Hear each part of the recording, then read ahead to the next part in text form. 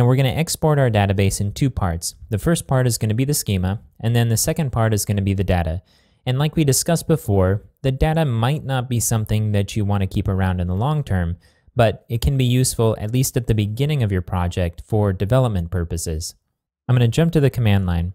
When it comes to exporting the schema, we want to make sure that we're exporting from our production site and not from a development site. Now the process of getting that export into version control might be a little bit tricky because on the production site, we're running the master version and we don't want to switch to a different branch, otherwise our file system will change. Also, if we're using the getFlow method, we're not going to be making commits like this to the master branch. So what we'll need to do is export our schema, then download the schema, and then add it into our develop branch. If we were working with a production site on a remote server, what we'd probably do is use FTP to download it. Or we could create a remote repository on our production server that's outside of the web root so it's not accessible, and switch over to the develop branch there and add it in directly in our production environment. For this video series, since we're doing everything locally, including our production site, then all I'm going to do is copy and paste it in. But just keep in mind that in the real world, you'll probably use FTP or the clone of the Git repository on your production site. So I'm on the production command line, and we want to make sure that we're outside of the web root because we're going to be exporting our database, and we don't want it to be available even for a short period of time to the general public.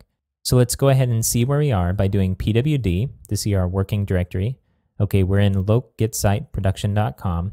Let's go ahead and navigate to the folder above this, which will be outside of the web root. Now we're going to use MySQL dump in order to export just the schema of our database. So we'll use the MySQL dump command here. We'll pass it the no data parameter, which means that we're not going to pull in any entries into any of our tables. We do want the table data, however, so we're passing the tables parameter. And then the U is short for username. This is going to be your MySQL username, probably the one that you use to set up Drupal.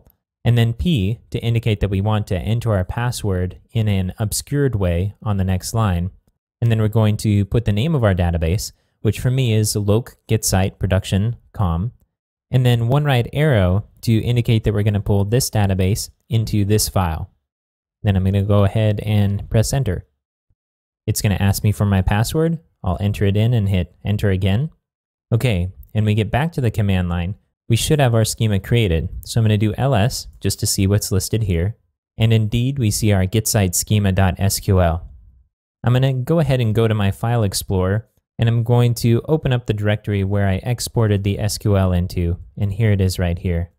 Now, if we open this file, you'd see that there's just the table schema that's been exported. So if we scroll down, we'll see table structure for table actions, table structure for table auth map. And if we scroll down to the very bottom, you'll see we have table structure for table watchdog. So there's no content. We're good to go.